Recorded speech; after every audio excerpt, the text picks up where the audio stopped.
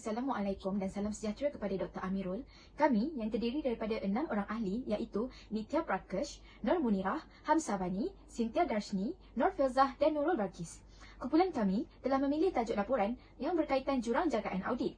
Baiklah, hari ini kami akan membentangkan berkaitan pengenalan kepada jurang jagaan audit, konsep, faktor yang mempengaruhi jangkaan audit, cara mengurangkan jurang jangkaan audit, impak kepada jurang jangkaan audit dan kesimpulan. Baiklah, saya, Nur Filzah, akan menerangkan serba sedikit mengenai pengenalan kepada jurang jangkaan audit. Berdasarkan artikel daripada Cha Koh Hu, ianya menyentuh soal jurang jangkaan dalam pengauditan di mana kewujudan jurang tersebut menimbulkan kebimbangan terhadap pelbagai pihak. Bukan sahaja profesion pengauditan itu sendiri, tetapi persepsi orang awam juga. Hal ini kerana pandangan ataupun kepercayaan tentang tugas dan tanggungjawab juru audit yang dimaksudkan secara definisi mempunyai jurang jangkaan yang besar antara profesion pengauditan dan orang awam. Jurang tersebut membuatkan orang awam mempersoal kredibiliti profesion pengauditan hanya kerana jangkaan yang berbeza daripada apa yang sebetul-betulnya ditunjukkan. Melihat pada susunan tugasan dalam pengauditan, mengapa ianya mempunyai jurang jangkaan adalah kerana tafsiran yang berbeza. Hal ini kerana profesion pengauditan adalah profesion yang perlu memenuhi piawai tertentu yang diperlukan untuk melakukan sesuatu tugas sama ada mengikut undang-undang, mengikut perjanjian yang mereka ada dengan orang atau mengikut piawaian mana-mana sektor ekonomi.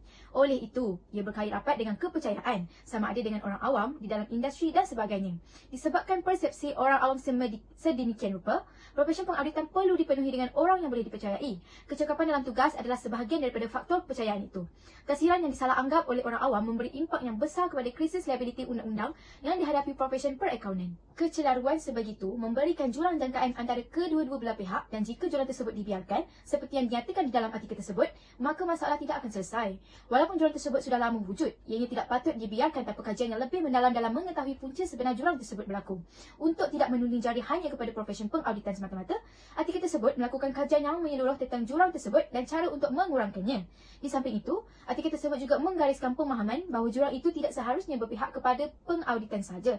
Hal ini kerana sifat dan objektif pengauditan dilihat secara berbeza oleh pihak yang berbeza. Beralih pula kepada konsep dalam jurang jangkaan audit. Melihat pada definisi jurang jangkaan dalam pengauditan, artikel tersebut membincangkan pelbagai definisi daripada kajian-kajian lepas di mana kepelbagaian dari segi perspektif dalam dilihat. Definisi pertama yang dibincangkan adalah jurang tersebut merangkumi perbezaan dari segi tahap prestasi yang ditunjukkan oleh mereka. Kajian tersebut menjangkakan bahawa setiap profesion pengauditan mempunyai tahap prestasi yang berbeza di mana tugasan yang diberikan sepatutnya boleh dicapai dengan jayanya dan jangkaan tersebut membuatkan jurang itu wujud kerana tiada pertimbangan yang diterapkan dalam pemahaman tersebut. Selain itu, definisi lain pula memberikan tafsiran yang berbeza di mana jurang tersebut datang daripada kepercayaan yang berbeza tentang tugas dan tanggungjawab yang dipikul oleh juru audit dan isu yang disampaikan dalam laporan sebagai harus diingatkan bahawa tuntutan mahkamah adalah pertikaian mengenai fakta dan aplikasi undang-undang terhadap fakta tersebut. Ia ditulis supaya piawaian industri adalah undang-undang yang berkesan. Namun begitu, piawaian pengauditan dikatakan tidak efektif kerana tidak membantu standard ataupun piawaian untuk tingkah laku serta piawaian dalam laporan audit. Kajian lain pula beranggapan bahawa jurang tersebut wujud adalah kerana kurangnya campur tangan kerajaan yang menyebabkan pencanggahan dalam operasi sistem audit yang dikawal sendiri. Campur tangan kerajaan itu penting dalam pengauditan adalah untuk memastikan operasi sistem audit itu adalah benar dan tepat. Tafsiran orang ramai juga harus ditukar kepada profesion tersebut. Sentiasa berubah mengikut keadaan dan orang ramai tidak seharusnya memberikan persepsi dalam satu arah perspektif yang sama. Walau bagaimanapun, jurang itu tidak semestinya menidakkan tafsiran orang ramai, tetapi juru audit juga.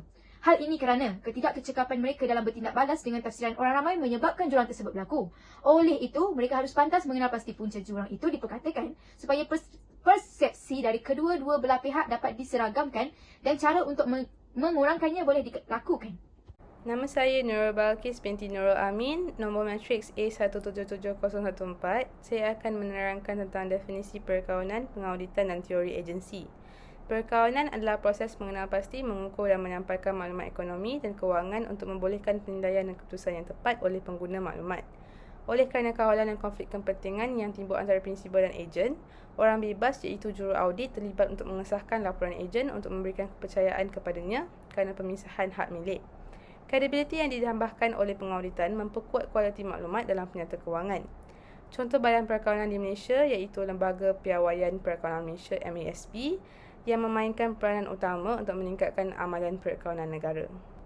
Definisi pengauditan. Pengauditan adalah proses sistematik untuk memperoleh dan menilai bukti secara objektif mengenai penegasan berkaitan tindakan ekonomi dan peristiwa untuk memastikan tahap korespondensi antara pernyataan tersebut dan kriteria yang ditetapkan dan menyampaikan hasilnya kepada pengguna yang berminat.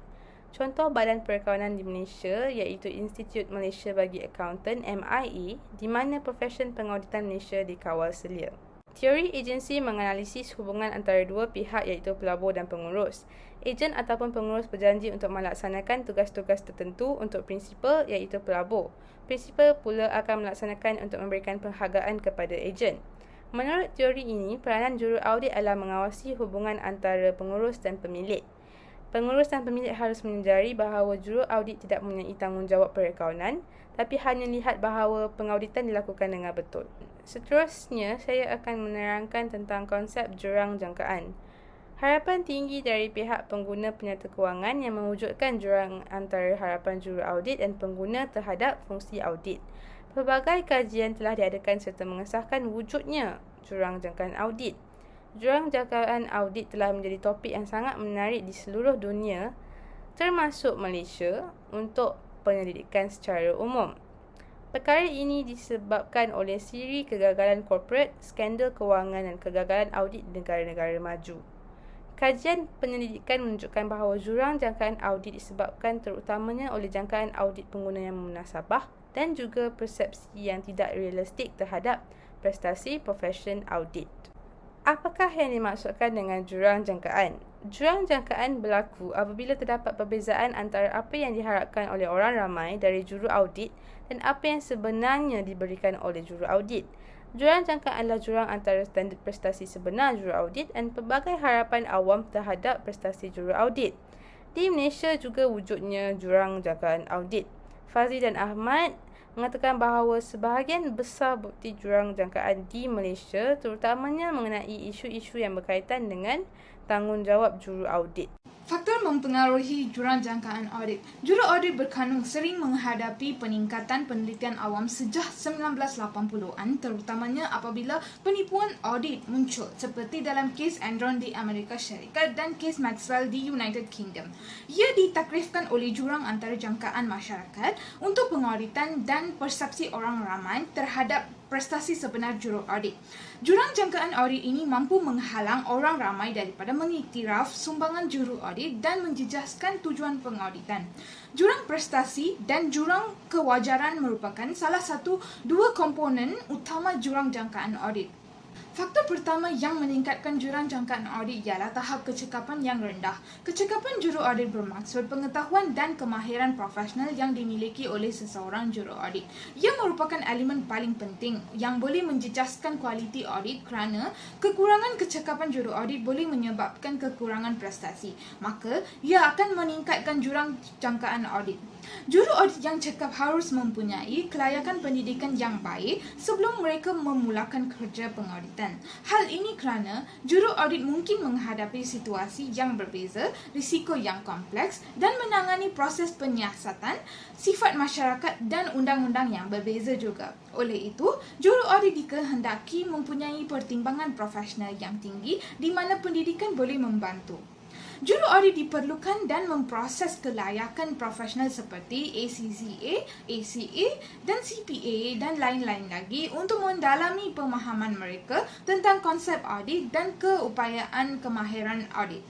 Pada masa yang sama, jurang jangkaan audit juga dipengaruhi oleh pengalaman juru audit. Hal ini kerana juru audit berpengalaman yang mencukupi boleh mempunyai kecekapan yang lebih tinggi untuk melakukan kerja audit yang rumit, di mana ia akan boleh mengurangkan risiko kegagalan prestasi audit.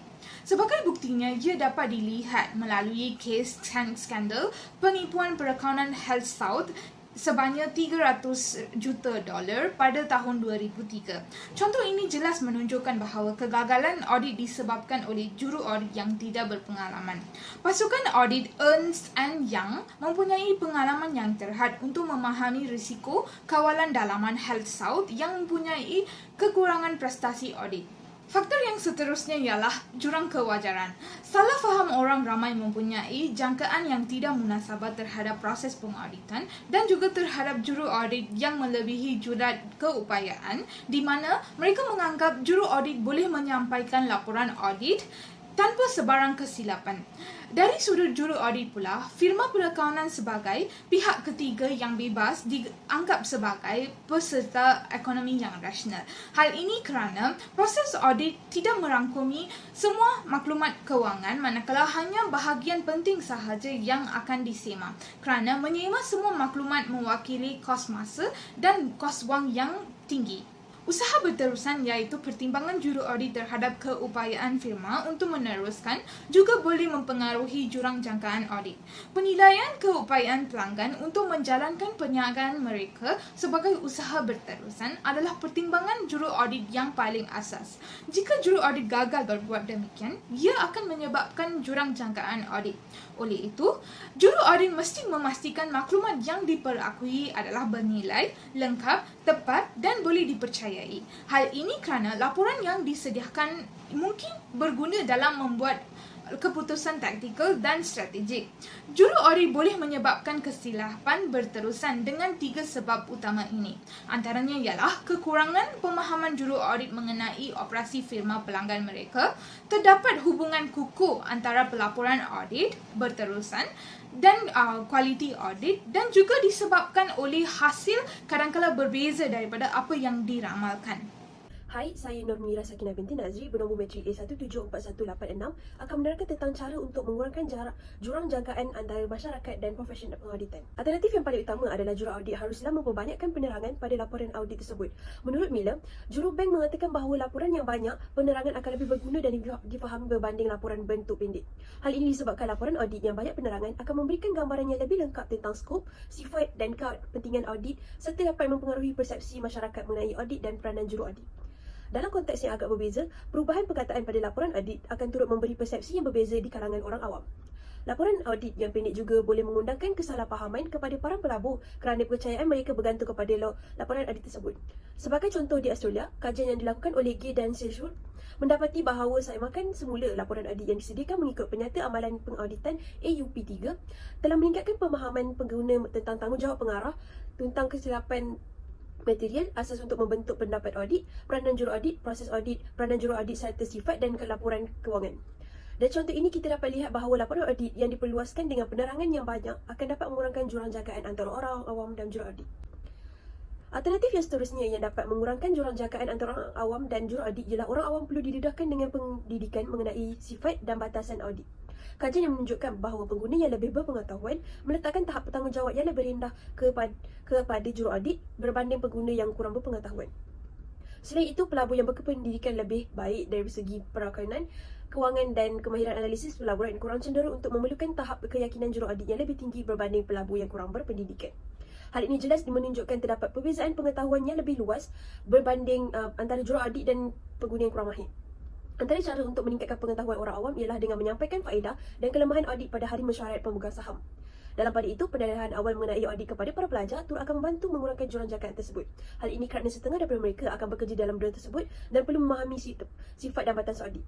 Misalnya, kajian yang dijalankan di Australia yang dilakukan oleh Monroe and Woodleaf menunjukkan bahawa pandangan pelajar terhadap mesej yang disampaikan oleh laporan audit dipengaruhi oleh pendidikan mereka. Pelajar pengauditan dan pemasaran telah didedahkan dengan pemahaman mengenai peranan juru audit, kebolehpercayaan maklumat kewangan dari semasa ke semasa sepanjang SEM tersebut. Pada penghujung SEM, mereka mendapat kesimpulan bahawa juru audit mengambil jumlah accountability yang rendah, maklumat kewangan lebih tepat dan laporan audit menunjukkan kurang keyakinan kepada prospek semasa depan masyarakat. Jelaslah bahawa pendidikan boleh membantu mengurangkan jurang antara apa yang orang jangkakan dan apa yang mereka sebenarnya dapat. Lain daripada itu, memperluaskan tanggungjawab juru audit dan mempertingkatkan kebebasan juru audit juga merupakan alternatif yang dapat mengurangkan jurang jangkaan dalam pengauditan. Antara tanggungjawab baru yang boleh dilakukan oleh profesional audit ialah laporan pemantauan, semakan pengurusan dan juru audit sistem kawalan dalaman serta laporan terus juru audit kepada pengawal selim. Namun segala cara ini turut mempunyai risiko yang akan mengancam liability, melarikan situasi liability ini ditangani. Di samping itu, piawai yang munasabah adalah untuk memastikan juru audit bertanggungjawab terhadap perkara yang mereka sepatutnya ketahui dan bukan kepada apa yang mereka mungkin ketahui. Lembaga pengarah dan pemegang saham syarikat juga tidak seharusnya menjadi satu-satunya yang melihat laporan audit untuk panduan, tetapi bakal pemegang saham juga perlu mengambil tahu mengenai laporan audit. Alternatif yang terakhir yang boleh kita ambil ialah bagi mengurangkan jurang jangkaan dalam pengauditan adalah dengan mengambil tindakan segera ke atas permasalahan berikut. Sebagai contoh, apabila orang ramai telah menyatakan rasa tidak puas hati kepada prestasi juru audit mengenai sesuatu tugas yang dipersoalkan harus diperiksa untuk menentukan komponen jurang yang diwakili sama ada piawaian yang kurang, prestasi yang tidak mencukupi atau jangkaan yang tidak munasabah. Selepas itu, tindakan perbaikan yang sewajarnya perlu dilaksanakan dengan segera. Kaedah ini akan dapat mengecilkan jurang jangkaan dalam profesional audit. Selamat sejahtera Doktor. Nama saya Nitya Prakash, anak lelaki Ganesan, bernombor matrik A174001. Seterusnya, saya akan menerangkan tentang impak jurang jangkaan audit. Jurang jangkaan audit mempunyai kesan negatif terhadap profesion pengauditan. Menurut Sika, ia menjejaskan kredibiliti, potensi pendapatan dan reputasi yang berkaitan dengan kerja audit. Mereka seterusnya menyatakan bahawa dalam ekonomi kapitalis, proses penciptaan kekayaan dan kestabilan politik bergantung kepada tahap keyakinan orang ramai dalam proses accountability. Selain itu, jurang jangkaan audit boleh memudahkan pengguna maklumat perakaunan, pengawal selia, pelabur dan kerajaan. Kepercayaan awam adalah sangat penting dalam mana-mana profesion. Apabila kepercayaan hilang, akibatnya adalah masalah kredibiliti dan penghakisan nilai yang melekat pada profesion. Kegagalan korporat dianggap sinonim dengan kegagalan audit. Persepsi oleh pihak berkepentingan ini meningkatkan risiko liability dan jumlah kritikan terhadap juru audit. Secara konklusinya, jurang jangkaan mencadangkan bahawa orang ramai mengharapkan juru audit bertindak dengan cara yang berbeza daripada apa yang juru audit merasakan bahawa orang ramai hendak mereka bertindak. Pengguna secara amnya mempunyai jangkaan yang lebih tinggi daripada yang dianggap munasabah oleh kebanyakan juru audit. Mereka mengharapkan juru audit untuk melaporkan kesemua salah laku yang berlaku dalam syarikat selaras dengan melaporkan kesilapan dalam penyata yang diaudit. Hal ini telah menyumbang kepada peningkatan skala dan kekerapan litigasi terhadap juru audit. Untuk menangani isu ini, para penyelidik dan juru audit telah mengorak langkah untuk mengurangkan jurang jangkaan. Langkah juga mesti diambil untuk merendahkan jangkaan orang ramai di samping menambah baik prestasi juru audit.